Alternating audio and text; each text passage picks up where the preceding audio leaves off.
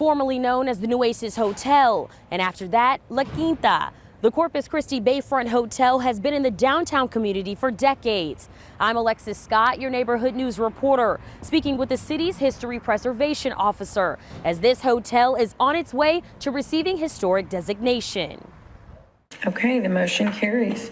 In a 9-0 vote, the Corpus Christi City Council approving the first steps to rezone the Corpus Christi Bayfront Hotel, with one request from the out-of-state investors, a historic designation. So when someone drives down the street, it's a time capsule, you know. The Landmark Commission approving the decision. Robert Kurtz, the city's historic preservation officer, says this building is more than just a brick and mortar. This place is significant because the economic push was to compete with Austin and San Antonio with their conferences and to drive people to Corpus Christi. Opening as a La Quinta in March 1973 on North Water Street, the property used to host some of the most talked about events in the city. One of the requirements Kurt says is needed for a historic designation to happen. 50 years old, if a significant event took place there, if somebody famous owned the house.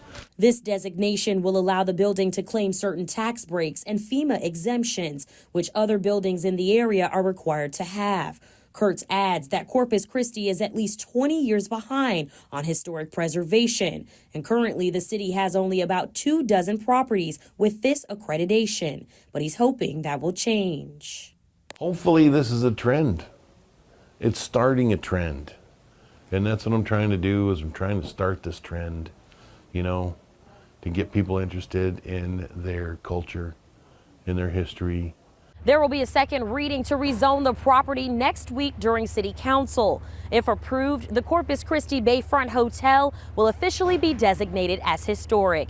In downtown Corpus Christi, I'm your neighborhood news reporter, Alexis Scott, Chris 6 News.